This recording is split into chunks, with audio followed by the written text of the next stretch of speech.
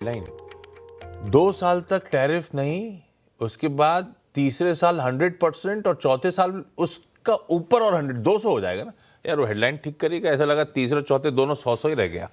खैर वो क्लैरिफिकेशन अभी आऊंगा, वो सब चीजों पे बातचीत होगी। बुधवार की सुबह है भाई, हफ्ते का मिड पॉइंट और कह लीजिए एक सैंडविच सेशन 2 वीकली एक्सपायरीज के बीच वाला। और ये आज का सैंडविच थोड़ा सा स्पाइसी होने वाला है, क्योंकि कल शाम को ट्रम्प साहब के बयान के बाद आप लोगों ने देखा ही होगा, कच्चा तेल उबाल उछाल दिखाने लगा था। $90, 90 के बाद 91 और अब तो 92 के ऊपर इस समय कामकाज करता हुआ नजर आया। दूसरा, वो पहले कनाडा पर टैरिफ लगाया था, उसके बाद लग गया था मामला पेंच, कहीं और फंस रहा है इनका। अभी वो फार्मा वार्मा का सरदर्द, वो जो भी है, वो सब पे बातचीत अभी हम कर लेंगे। साथ ही प्रोड्यूसर साहब ने बढ़िया तरीके से हाईलाइट करा है कि आज खूब हैवी रिजल्ट डे है। 3 निफ्टी और 3 निफ्टी के अलावा 9 और वायदा बाजार की कंपनीज के नंबर्स। और ये सिर्फ हमारे लिए नहीं, ऐसे ही यूएस में भी आज रिजल्ट हैवी डे है शाम को। खूब इंटरेस्टिंग और खूब इंपॉर्टेंट नंबर्स वहां पे भी शेड्यूल्ड है। इस बीच पिछले 2 दिनों से तो भारतीय बाजारों का मामला कह लीजिए ठंडा पड़ा हुआ है। कल का इंटरडे सेशन लेकर आइएगा स्क्रीन पे। वो कहते हैं ना, एंड द स्टोरी कंटिन्यूज। हो वही रहा है, हायर लेवल्स पे भारतीय बाजार रिजेक्शन फेस कर रहे हैं, नीचे क्रूशियल लेवल्स डिफेंड करने की कोशिश कर रहे हैं। कल का ट्रेडिंग सेशन भी दिन भर वो रेंज बाउंड था। हाँ, थोड़ा सा कह लीजिए range bound with a corrective bias. Extend कर रहे हैं भारतीय बाजार अपने कंसोलिडेशन फेज को। वो लास्ट वीक फ्राइडे को एक बढ़िया ब्रेकआउट मिला था, लेकिन उसके बाद से मामला थोड़ा सा ठंडा ही, माइल्ड डिक्लाइंस लिंगर ऑन करते हुए। आई एम श्योर उससे बहुत ज्यादा कुछ टेक्निकल स्ट्रक्चर में बदलाव हुआ नहीं होगा, पर उस पर बातचीत वीरू से आगे करेंगे अपन। अभी इस समय सैंडविच सेशन के क्यूज दिखा देता हूं। गिफ्ट निफ्टी कह रहा है हम 1/4% दबाव के साथ खुलने की तैयारी कर रहे हैं, तकरीबन 60 पॉइंट प्रेशर के साथ। और उधर कच्चा तेल एक इंपॉर्टेंट वेरिएबल, कल हमने छोड़ा था ब्रेंट 89.7 पे और खड़ा है 92.2 पे। तो हमें तकरीबन $2.5-3 की और तेजी डाइजेस्ट करनी है। हमारे एशियन पीयर्स क्विकली स्क्रीन पर लेकर आइएगा। एशिया में अब क्या है, कॉस्पी वॉस्पी अपनी दुनिया में, अपन अपनी दुनिया में। कॉस्पी साथ में ताइवान, साथ में निकाई, ये सब थोड़ा अच्छा कर रहे हैं। बाकी एशिया, बाकी रेस्ट ऑफ एशिया थोड़ा मिला जुला सा है। यूएस का हैंडओवर कल हम जब क्लोज हो रहे थे तो 1/3 से 1.25% तीनों बेंचमार्क्स ऊपर थे। 3/4 से 1.25% का उछाल देखने को मिला। शेड बेहतर, लेकिन लार्जली ये तेजी हम डाइजेस्ट करके गए हुए थे। आज सुबह के फ्यूचर्स पस्त पड़े हुए, एकदम फ्लैट ट्रेड कर रहे हैं। तो जो क्यूज है, ओवरनाइट अच्छा मूव दिख रहा है, वो फ्यूचर्स की तेजी हम थोड़ा सा कुछ बचा के तो गए हुए हैं। खैर, हो क्या रहा है, वो कच्चे तेल की तेजी के पीछे के रीजंस क्या, वो वेस्ट एशिया क्राइसिस और बढ़ रहा है, दूसरा ये ट्रम्प साहब दूसरी तरफ क्यों तलवार चलने लगे हैं, हो क्या रहा है, समझा जाए। भाई साहब गुड मॉर्निंग। गुड मॉर्निंग आशीष। थोड़ा बोर हो गए शायद ईरान से, तो अभी चलो टैरिफ ही खेल लेते हैं। पहले तो उसी पे बात कर ले। ठीक है। आज सुबह जो पहले उन्होंने ट्रूथ सोशल पर पोस्ट लिखी है, उसमें उन्होंने कहा है कि 1 अगस्त 2026 से जो जेनेरिक ड्रग्स अमेरिका में लाए जाएंगे उन पर अगले 2 सालों के लिए कोई टैरिफ नहीं लगेगा, 0 टैरिफ। 1 अगस्त 2028 से वो टैरिफ की दर जो है बढ़ाकर 100% कर दी जाएगी और 1 अगस्त 2029 से फिर वो टैरिफ की दर जो है उसे बढ़ाकर 200% कर दिया जाएगा। ये डोनाल्ड ट्रंप ने अपने ट्रूथ सोशल के पोस्ट में लिखा। साफ भी किया कि ये जेनेरिक फार्मा का प्रोडक्शन यूएस में बढ़ाने के लिए और जो कंपनियां यहाँ पर फैसिलिटी वगैरह नहीं बनाएंगी उनको पिनलाइज किया जाएगा वगैरह वगैरह। और पहले जो उन्होंने टैरिफ लगाए थे वो सारे पेटेंटेड ड्रग्स जो है, इनोवेटिव ड्रग्स जो है, बड़े ड्रग्स जो है, उन पर जो पॉलिसी है, नहीं, वो पॉलिसी अभी भी कायम है। वो पॉलिसी में कोई बदलाव नहीं हुआ है। हेडलाइन में लिखा नेगेटिव खबर, इसको कैसे रीड करूं? दोनों 2 साल के लिए तो आपके पास कोई दिक्कत नहीं, क्लैरिटी आ गई, कोई अगर आप इस बीच आप जेवी स्टिच कर लो, वहां पे लोकल मैन्युफैक्चरिंग शुरू कर दो, और 2 साल बाद तो ये जो फोटो दिख रही है शायद दिखे ही ना। उसको आप दोनों तरफ से देख सकते हैं। पहली बात दोनों तरफ है, क्योंकि एक तो ये नेगेटिव आप कह सकते हैं, ठीक है, सेंटिमेंट नेगेटिव है, लेकिन दूसरी तरफ काफी सारी हमारी कंपनी, हाँ, एक क्लैरिटी मिल गई है कि हाँ अब 2 साल के लिए कोई टैरिफ लगने वाला नहीं है। दूसरी बात ये कि काफी सारी हमारी खुद की कंपनियां हैं जिनकी मैन्युफैक्चरिंग फैसिलिटीज पहले से ही है यूएस में, तो इसे दोनों तरफ से शायद देखा जा सकता है। अब किस तरह से रिएक्ट करेंगे ये तो बाजार ही बताए। लेकिन कल बाजार का सेशन तो अच्छा था यूएस के बाजारों का। चिप्स शेयरों में कल खरीदारी देखने मिली दूसरे दिन लगातार, और फिलाडेल्फिया सेमीकंडक्टर इंडेक्स जो बेयर मार्केट में चला गया था उसमें कल 5% की तेजी देखने मिली। सभी मोमेंटम स्टॉक्स जो है, माइक्रॉन, एसके हाइनिक्स के एडीआर, सभी में कल 11 से 15% की तेजी देखने मिली थी कल के सेशन में। और वो इसलिए क्योंकि यूबीएस ने कल एक नोट में ये लिखा है कि मोमेंटम स्टॉक्स में जो ये गिरावट चल रही है वो खत्म होने की कगार पर है और उसमें खरीदारी की जा सकती है। वो इसलिए क्योंकि जो हेज फंड्स हैं उन्होंने सारे अपने जो रिस्की पोजीशंस है वो कम किए हैं, 5% of their gross market value से कम हुए हैं और ये जो है अप्रैल के बाद की सबसे लोएस्ट नेट पोजीशनिंग इन सभी चिप शेयरों में देखने मिली है। तो उन्होंने काफी सारे नाम भी सुझाए हैं, सैनडिस्क है, ब्रॉडकॉम है, ऑरेकल है, सभी शेयरों में कल अच्छी तेजी देखने मिली और बाजार भी कल तेजी के माहौल में था, बावजूद इसके कि तेल की कीमतें जो है वो बढ़ती जा रही है। $92 पर अब ब्रेंट कामकाज कर रहा है और वो इसलिए क्योंकि कल डोनाल्ड ट्रंप से जब ये हाउथी जो नाकाबंदी कर रखी है उन्होंने उसकी बारे में जब पूछा गया तो उन्होंने कहा भी कि अगर हाउथियों ने कोई गड़बड़ करने की कोशिश की तो यूएस इसका भी जवाब देगा और ईरान जो है वो डेस्परेटली हमसे मिलना चाहता है लेकिन हम उनसे मिलने में इंटरेस्टेड नहीं है तब तक जब तक वो मीनिंगफुली हमसे मिलकर बातचीत नहीं करना चाहते और अपने बातों पर अमल नहीं करना चाहते। और साथ ही साथ उन्होंने इस बात के लिए भी जो है फिर से उन्होंने ये धमकी दी है कि जो पिकैक्स माउंटेन है जो यूएस समझता है कि एक न्यूक्लियर साइट है ईरान की, वहां पर हमला करेंगे और यूके के कुछ एयरबेसेस को अब इस्तेमाल करने की इजाजत यूके ने दे दी है उनके नए प्रधानमंत्री ने। पहले तो कियर स्टारमर ने तो मना कर दिया था, अब नए प्रधानमंत्री ने इजाजत दे दी है, ये न्यूज़ रिपोर्ट्स कह रही है। तो अब जो है पीट हेग्सेथ जो कि उनके सेक्रेटरी ऑफ वॉर है उन्होंने ये कल साफ किया कि $37 बिलियन का खर्च हो चुका है अब तक ईरान वॉर में और डोनाल्ड ट्रंप ये जंग जीत चुके हैं लेकिन और $67 बिलियन की आवश्यकता है। अब जंग जीत गए तो और पैसे क्यों चाहिए इनको, तो ये पैसे मांगने गए थे कल वहां पर कैपिटॉल में।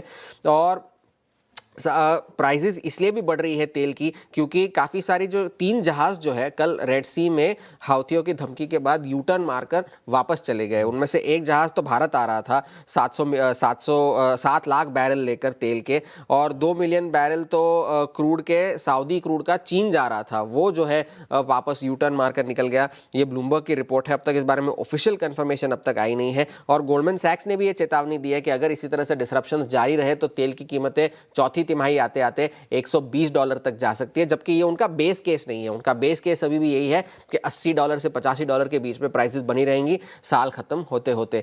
आज जैसे आशीष भी कह रहे थे एक बड़ा रिजल्ट हैवी डे है, आज से बिग टेक के इम्तिहान शुरू होते हैं। अल्फाबेट के नतीजे आएंगे बाजार बंद होने के बाद, फिर IBM के नतीजे आएंगे। आपको याद होगा पिछले हफ्ते जब प्रिलिमिनरी रिपोर्ट आई थी 25% स्टॉक गिर गया था, तो IBM के नतीजे आज है, GE वर्नोवा के नतीजे आज है, टेस्ला के नतीजे आज है। तो इन सब पर बाजार की नजरें होंगी, तेल पर बाजार की नजरें होंगी और अगला टैरिफ कदम डोनाल्ड ट्रंप क्या उठाएंगे इस पर बाजार की नजरें होंगी। हाँ, ट्रंप और ट्रंप के सरदर्द को झेलना है भारतीय बाजारों को। आज कैसे समीकरण बैठ रहे हैं और जिस तरह के क्यूज अभी हॉर्माज ने आपके सामने प्रेजेंट कर रहे हैं उसको देखते हुए लॉजिकली हमारा अप्रोच आज के मार्केट्स में होना क्या चाहिए। लाइए जरा आज का गेम प्लान, वीरू के पास चलिए। भाई साहब गुड मॉर्निंग, क्या अप्रोच रखा जाए निफ्टी बैंक? गुड मॉर्निंग आशीष। देखिए आशीष, कल भी एक्सपायरी एक रेंज में हुई, जो दायरा बताया था वही, 281 नीचे 135। निफ्टी बैंक भी अगर आप देखें उसी दायरे में रहा। लेकिन मैं एक चीज़ सोच रहा था आशीष, 5 जून से है ना, 5 जून से जब हमारा एक लो था 23,070 का और आज की तारीख तक, और इनफैक्ट अगर आप फ्राइडे तक चले जब उस ब्रेकआउट की पॉसिबिलिटी बन रही थी अर्निंग से पहले 24,500 की, हमारे पास 2 एडवांटेज थे जो इस पूरी टाइम ड्यूरेशन में हमने कैरी करे, जिस पे हमने रिएक्ट किया। पहला था क्रूड का रिट्रेसमेंट। क्रूड 90 से 70 आया था और उसी दौरान ये पूरी की पूरी AI और चिप्स स्टॉक्स की रैली कोलैप्स हुई थी, whether it's Taiwan, Nikkei, KOSPI, Nasdaq, Philadelphia index. हमने इसका पूरा एंजॉय किया इस रैली को। लेकिन आज जब मैं स्टैट्स देख रहा हूँ और समीकरण देख रहा हूँ तो ये दोनों सेटअप मेरे अगेंस्ट खड़े हैं, मेरे उस रिवर्सल के सेटअप के अगेंस्ट खड़े हैं। तो ये चीज़ मेरे जहन में होनी चाहिए। मैं लॉन्ग्स की तरफ अपना एग्रेशन थोड़ा सा कम रखूंगा आशीष। पहली बात, थोड़ा कॉशियस होने की ज़रूरत है यहाँ पर। क्यों? स्टैट्स लेके आइए। कल बहुत दिनों बाद FIs ने थोड़ा सा, देखिए कल उनकी कैश की बाइंग है, बट लुक एट डेरिवेटिव्स, है ना। FIs की लगभग 1650 करोड़ की बाइंग, 657 करोड़ का DIs का सेल। अब आइए जरा आप डेरिवेटिव्स में खेल थोड़ा सा यहाँ पे हुआ, पोजिशनिंग यहाँ पे थोड़ी चेंज हुई। इंडेक्स बेचा 1487 करोड़ रुपए का और लगभग 1623 करोड़ रुपए का, अगर आप ये 1623 कॉन्ट्रैक्ट लॉन्ग काट लिए, 7400 कॉन्ट्रैक्ट शॉर्ट किए। और अब ये समझिएगा कि एक ही सेशन में 9000 कॉन्ट्रैक्ट शॉर्ट आपके ऐड हो गए और करीब करीब आप समझिएगा कि 1690 करोड़ का स्टॉक फ्यूचर बेचा, 30,000 कॉन्ट्रैक्ट यहाँ पर अगर आप देखें शॉर्ट जुड़ गए। मैं आज पल्स क्रिएट कर रहा था आशीष, तो उसमें चीज़ नज़र आई कि ऑटो केमिकल अच्छा कर रहे थे, अच्छे अर्निंग स्पेसिफिक रिएक्शन थे, लेकिन ये भी देखिएगा कल की एफआईज की शॉर्ट्स काफ़ी ओपन हुई है स्टॉक फ्यूचर्स में, 30,000 कॉन्ट्रैक्ट। तो इस चीज़ पर भी गौर फरमाना है। प्लेसमेंट, ऑप्शंस की प्लेसमेंट ये कहती है कि सबसे बड़ा आउटस्टैंडिंग वाइज 24,200 पे है। ये जो मंथली कॉन्ट्रैक्ट शुरू हुआ है आज, एक्सपायरी मंथ में हम ट्रेड करेंगे आज, वहाँ पे सबसे बड़ा कॉल का प्लेसमेंट है 1,13,00,000 का 24,200 पे, और नीचे ठीक 24,200 पे ही 93,00,000 पुट बिकी हुई है। इसका मतलब ये था कि बाजार ये सोच रहा है कि हम डेविएट नहीं करेंगे बहुत टाइम, हम उसी कंसोलिडेशन के जोन में रहेंगे। आपका कंसोलिडेशन जोन डिफाइंड है आशीष, 24,350 के आसपास आता है आपका 200 डेमा, और कल का लो था 100 डेमा, और उसके करीब करीब 20-30 पॉइंट नीचे 20 डेमा। तो आप एवरेजेस में फंसे हुए हैं, और इस एवरेजेस के क्लस्टर्स को ऑप्शन राइटर्स ने पकड़ लिया है। तो हमारे पास एक डिफाइंड रेंज है, बट अब रिस्क धीरे धीरे अगर आप देखें उस डिफाइंड रेंज के वायलेशन का बन रहा है। पिरामिड नहीं है आज, क्योंकि थोड़ी सी गलती थी उसमें, मैंने इसको रखा नहीं स्क्रीन पे। लेवल्स लेके आइए बेस पर। देखिए मैं अभी भी कह रहा हूं, हम टेक्निकल्स का को रिस्पेक्ट देंगे, ऑप्शन राइटर्स के जोन को रिस्पेक्ट देंगे। Give due respect to base one, that's 20 and 100 डेमा, and more or less that's a biggest put writers zone as well. पर आशीष ये कोलैप्स हुआ ना, तो हम एक पहली कील ठोकेंगे उस, अगर आप देखें तो जिसके ना ताबूत में, जो कि आपको लेके आ सकता है नीचे की तरफ 24,029, 23,977। ये पॉसिबल है इन दैट केस। और अभी भी अगर आप देखें उस कोलैप्स के बाद बाजार टेस्ट करेगा, देखेगा उस जोन को। फर्दर अगर ये वायलेट करते हैं तो आप 23,800 के लिए खुलेंगे। मैं एक पिक्चर ड्रॉ कर रहा हूं, सिंस मैंने देखा है अपने पिछले कुछ वर्षों के अनुभव में कि मंथली कॉन्ट्रैक्ट जब कमेंस होता है तो वो एक डिसाइसिव मूव देता है, और अमूमन एक काउंटर ट्रेंड प्रोड्यूस करता है लास्ट जो ट्रेंड परसिस्ट करता है। तो मैं थोड़ा सा वार्न कर रहा हूं, और एक बात कह रहा हूं, please handle with care that base one अगर ये टूटता है तो ड्रिफ्ट टुवर्ड्स बेस टू, और माइट बी आफ्टर दैट कुछ और ओपन होगा। बट टिल द टाइम हमारे पास बेस वन है, हम उसी जोन को, डिफाइंड ऑप्शन क्लस्टर को, एवरेजेस की जोन को रिस्पेक्ट करेंगे, जिसमें अगर आप एक रिवर्सल ट्रेड पिक करें तो एक्सपेक्टेशन ये रखिएगा कि आपको RS1 मिल जाएगा, but not beyond RS1, specially in these circumstances with crude almost hitting 92.5। RS1 के ऊपर की पिक्चर अभी मैं बात नहीं करूंगा उस पर, क्योंकि माहौल वैसा नजर नहीं आ रहा है। तो बेस वन को बड़ी रिस्पेक्ट देनी है। Same is the case with Nifty bank. Nifty bank कल भी जिस रेंज मैंने बताई थी 58,266, नीचे क्या था लगभग 57,500, 57,600, उसी दायरे में रहा, लेकिन ऊपर से कोलैप्स हुआ। एक यूनानिमस अगर आप देखें मूव नहीं दे पा रहे हैं बैंकिंग स्टॉक फ्यूचर्स। किस दिन प्राइवेट चलते हैं, किस दिन प्राइवेट कोलैप्स होते हैं, किस दिन PSU चलते हैं, किस दिन PSU कोलैप्स होते हैं। बट अभी तक क्या है, कल के स्टैट्स में भी 58,000 पे कॉल पुट बिकी हुई है। सिंपली वही जो हुआ कल उसको रिफ्लेक्ट करते हुए कि index don't want to deviate from 58,000 either on the upside or downside. But हमारे पास हमारी एक लक्ष्मण रेखा खिंची हुई है आशीष, आप यकीन मानिए। बेस वन लेके आइएगा। हमारी लक्ष्मण रेखा है ये पिछले 10 दिन का लो, पिछले 10 दिन के पुट राइटर्स का जोन, दैट्स 57,500, और अगर आप उसको और रिफाइन करें दैट्स 57,619 एंड 477। अगर आपको ये लगे कि बैंक निफ्टी इस रेंज को ब्रीच कर रहा है और 92.5 के क्रूड पे कंफर्टेबल नहीं है, then a mini collapse towards base two is quite possible. तो इसके लिए प्रिपेयर रहिएगा। ये और यही वो पहलू है ना, बेस वन का वायलेशन, जो आपको निफ्टी पर 20 डेमा तोड़ने का, यानी बेस वन तोड़ने का प्रेशर डालेगा। But till the time you have secured base one. आप कल्पना कर सकते हैं, आप एक्सपेक्टेशन कर सकते हैं कि we will be range bound between RS1 and base one. और RS1 के ऊपर अभी बात नहीं करूंगा आशीष, थोड़ा सा सेंटिमेंट आज उसके लिए इतना सटीक लग नहीं रहा है मेरे को आशीष। परफेक्ट है। ये हो गई आज की अप्रोच।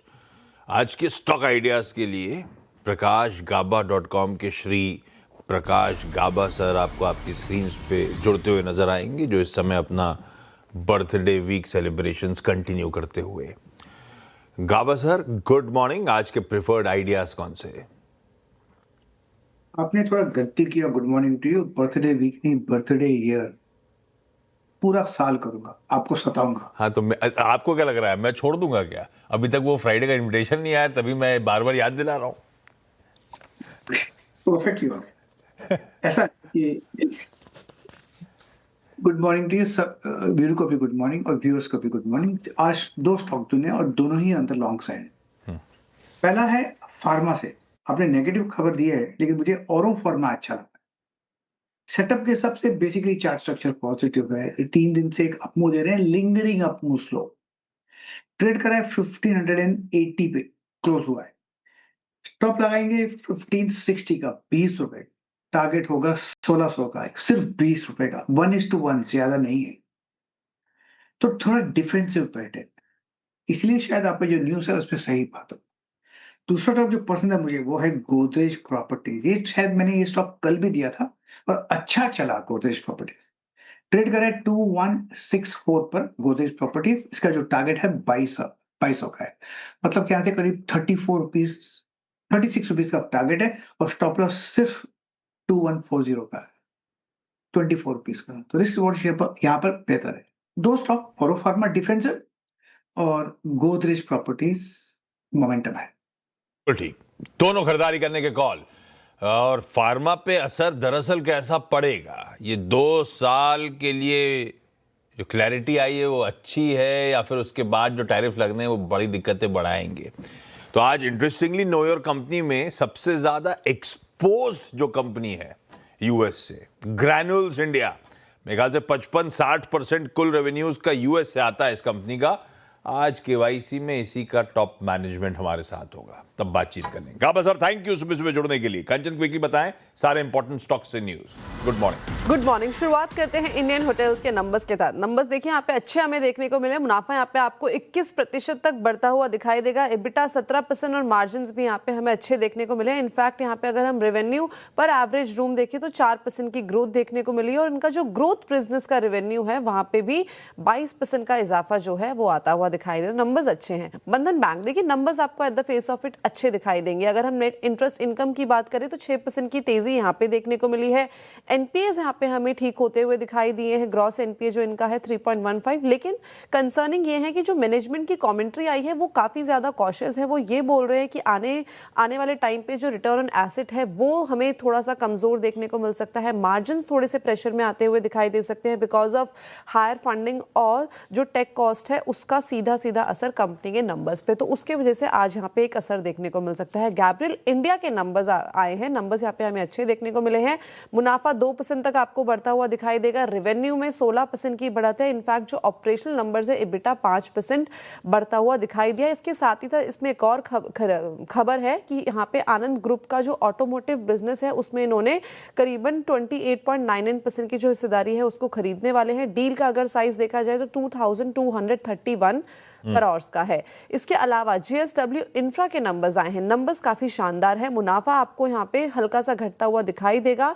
रेवेन्यू की बात करी जाए तो 18% की तेजी यहाँ पे है। इबिटा 16% बढ़ा है। इनफैक्ट मार्जिन यहाँ पे स्टेबल साइड में देखने को मिले हैं। इनफैक्ट जो गाइडेंस है जेएसडब्ल्यू इंफ्रा की वो काफी शानदार है। ऑपरेटिंग आय मान के चल रहे 6850 करोड़ तक हमें आने वाले टाइम पे जो है वो देखने को मिल सकती है। साइन डीएलएम के नंबर्स अच्छे हैं। नेट प्रॉफिट यहाँ पे 16 करोड़ का है। रेवेन्यू में 34% का उछाल है। एबिटा शानदार बढ़ा है। मार्जिन्स भी काफी अच्छे खासे बढ़े हैं। इनफैक्ट अगर इनकी ऑर्डर बुक देखी जाए तो यहाँ पे 2600 करोड़ की यानी कि हाईएस्ट एवर ऑर्डर बुक जो है कंपनी ने इस टाइम पे रजिस्टर की है। केडिया एडवाइजरीज के अजय केडिया साहब रेडी हैं। ब्रेक के उस पार उनसे जानेंगे आज के बढ़िया से commodity call. Ajay sir good morning, आ रहा हूं।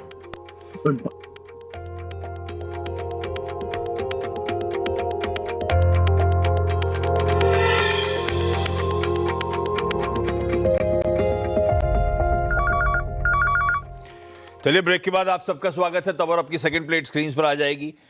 भाई ऑब्वियस है बॉन्ड यील्ड डॉलर इंडेक्स इंचअप करेगा क्योंकि नीचे वाला मामला फिर गड़बड़ा रहा है। कच्चा तेल अब ऑलमोस्ट 92 के आसपास खड़ा हुआ है। बाकी के वेरिएबल सोना चांदी भी इंचअप करे हैं वैसे कल और आज के बीच में, 3:30 बजे और आज सुबह के बीच में।